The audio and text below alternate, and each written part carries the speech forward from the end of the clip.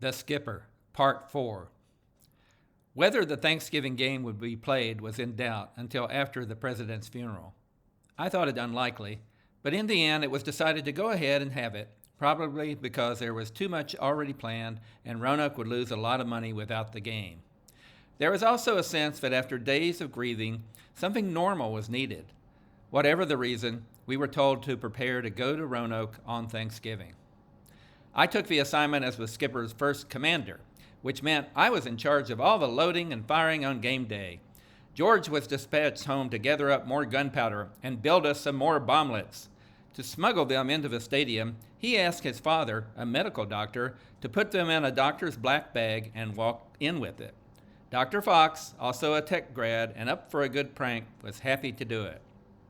Once everyone was seated in the stadium, an announcement over the loudspeakers asked for a minute of silence in honor of our dead young president. A hush fell over the thousands of people in the stands. It was so quiet, I could hear the clanking of the chains on the flagpole at the far end of the stadium. Afterward, the national anthem was played and people rose and sang their hearts out. The teams ran onto the field to warm up, and then, as if God had declared it time to stop mourning and get on with life, the military classic of the South roared back to life. The women in their furs and corsages smiled, the men in their fedoras raised their flasks to their lips, and the chants between the two cadet corps began. We went through the usual litany and waited until, sure enough, little John was brought out by the VMI cheerleaders and a charge prepared. After it went off with a bang and its usual perfect smoke ring was sent aloft, we heard the dreaded chant come across the field. "Where's your cannon? Where's your cannon?" I had two helpers for the skipper, and we waited on the sidelines. Beside me was the black bag with its bomblets. Butch, ever the showman, organized what happened next. At his signal, the highty-tighties struck up a rendition of the Parade of the Charioteers from the movie Ben-Hur. As the triumphal music played, a team of freshmen, using thick ropes, came pulling our cannon down the track and up next to me and my team. Fans on our side of the stadium burst into cheers and applause. As the march wound down, I directed the freshmen to turn the barrel to face the VMI stands. But then little John roared forth again, and the subsequent chant revealed Butch's theatrical entrance had gone largely unnoticed on the other side of the field. "Where's your cannon? Where's your cannon?" Butch came running up to me. "Fire it now," he cried. "Now, Sonny, and make it really loud." Although I had doubled the amount of powder in the standard bomblets, I also had one that was even more powerful.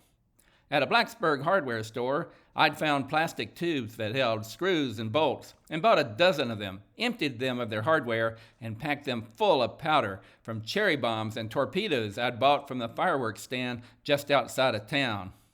Along with a standard bomblet, I wrapped this conglomeration up in duct tape and stuck a fuse in one of the tubes.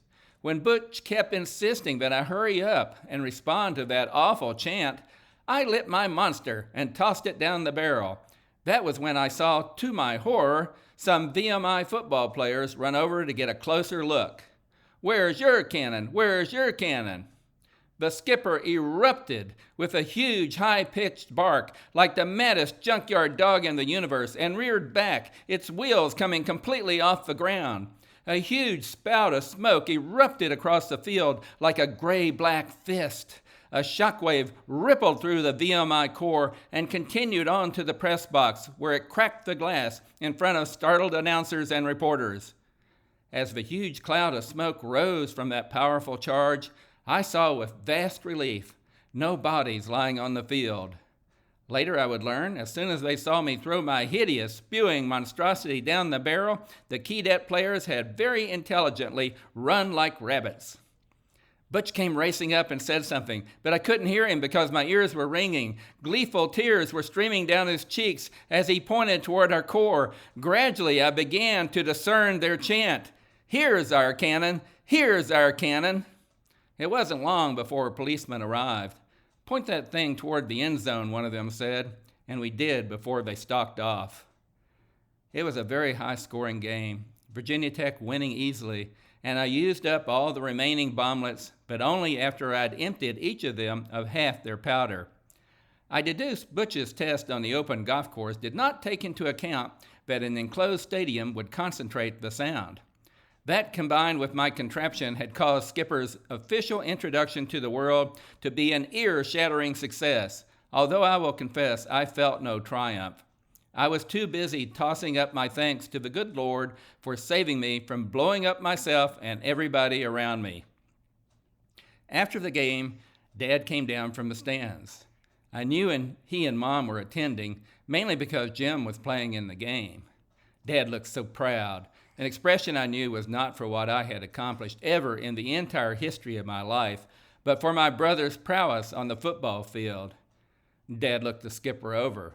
"Some of my coal mine is in it," he said to the other cadets while looking inordinately pleased. What I said back to him came from a place inside me I had no idea was there, and I regret to this day.